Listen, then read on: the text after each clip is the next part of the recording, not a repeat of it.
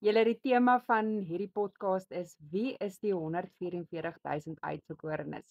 Nou iemand vra my vandag of ek nie 'n Bybelstudie hieroor kan doen nie, want ja, ek kan nie presies haar woorde sê wat sy vir my gesê het nie, maar sy het my gevra om 'n Bybelstudie te doen oor die 144,000 uitverkorenes en weet julle, dis een van daai onderwerpe waar mense verskillende opinies het. Party sê dit is letterlik en ander sê net dit is 144,000 mense. En ander sê dit is simbolies, maar die vraag bly dieselfde: wie is hulle? Nou kom ons kyk gou-gou rustig daarna. Nou ons kan hiervan lees in Openbaring 7 en 14. OK. So die Bybel sê hierdie mense is verseël met die seël van God. Nie die wêreld se merk nie, maar God se eie teken van eienaarskap.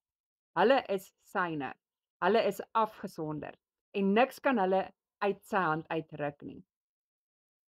Die getal self, 12 keer 12 keer 1000. Dit is simbolies. Volheid, orde en voltooiing. Die 12 stamme van Israel en die 12 apostels. Saam wys dit op die volk van God in sy geheel. Van toe tot nou. Met ander woorde, dis almal wat getrou bly aan hom in 'n wêreld vol misleiding. Nou die Bybel sê ook hulle volg die lam oral waar hy gaan.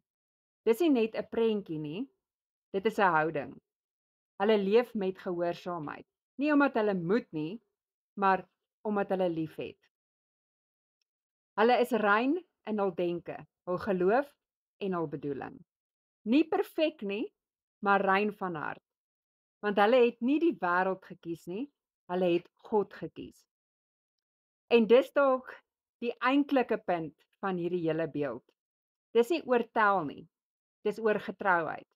Die 144,000 is 'n simbool van mense wat staan, selfs as die wêreld val. Mense wat nie koop of verkoop met hulle siele nie, wat weet aan wie hulle behoort. So, dalk is die vraag nie net wie is die 144,000 nie, maar eerder, is ek bereid om een te wees? Afgesonder, getrou, verseël. En julle vandag se pollvraag vra ek: wat dink jy beteken die 144,000? Dan kan julle kies tussen opsie 1, letterlik mense, of opsie 2, simbolies van almal wat getrou bly staan in God. Nou, ek sê dit is opsie 2. Julle kan julle antwoorde los op enige platform waar julle hierdie video sien. Ek is op YouTube, Spotify, TikTok en Facebook. Julle baie dankie dat julle kom luister het. As daar enige van julle is wat onseker is oor iets en julle wil graag hê ek moet vir julle 'n Bybelstudie daaroor doen, dan kan julle uitreik na my toe. Chat soon.